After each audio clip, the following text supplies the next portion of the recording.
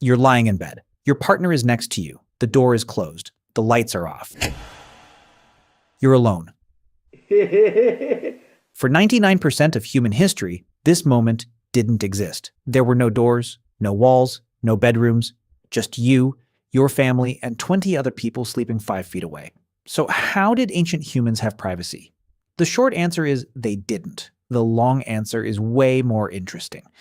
Let's start with the reality. For roughly 300,000 years, humans lived in small groups of 15 to 50 people. You weren't just related to everyone around you. You were physically next to them, all the time. Hunter-gatherer camps had no walls, no separate rooms, no private spaces. You slept in a pile for warmth.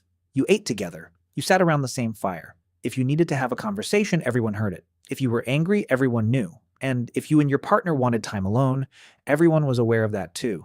So how did couples deal with this? Anthropologists studying modern hunter-gatherer groups have found a few consistent patterns. The first strategy is timing.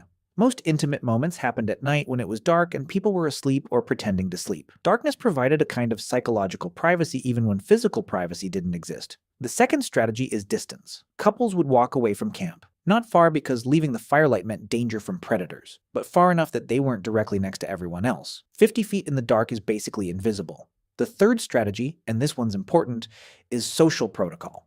Everyone pretended not to notice. Think about it like this. You're in a small tent with your family on a camping trip. Someone needs to change clothes. You don't stare. You look away. You give them psychological space, even though physical space doesn't exist. That's what ancient humans did. They developed social rules around privacy. You don't acknowledge certain things even though you're aware of them.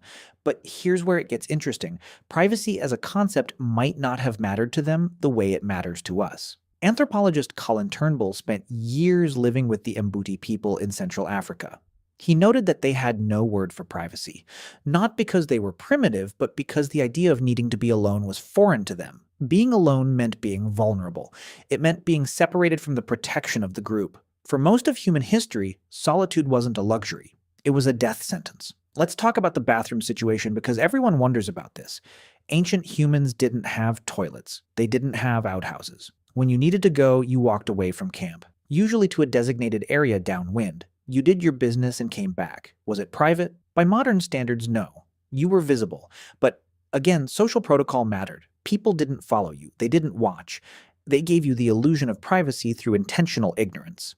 It's the same way modern humans handle public restrooms. There are other people in the room. You can hear them.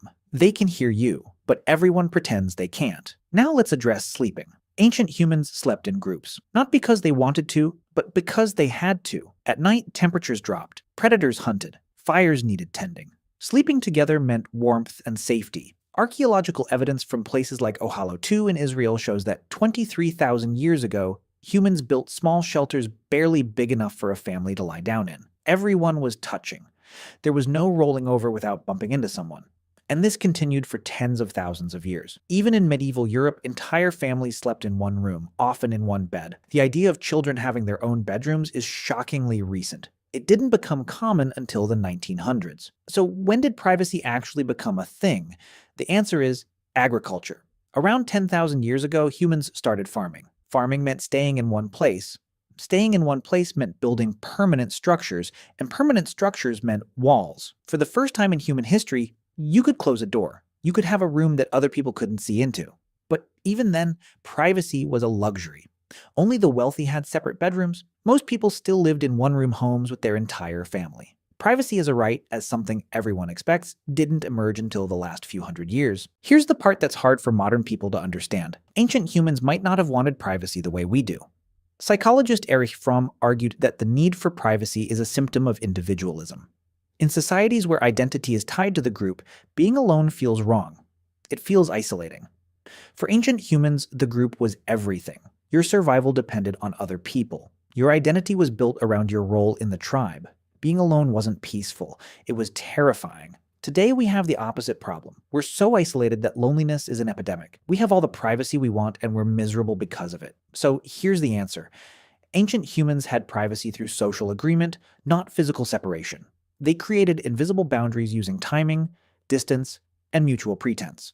They didn't need to be alone because their sense of self was different from ours. And when agriculture gave us walls, we slowly built the world we live in now. A world where you can close a door and be completely alone, where you can go days without seeing another person, where privacy is so common that we've forgotten what it cost. For 290,000 years, humans were never alone. Then we invented walls, and we've been lonely ever since.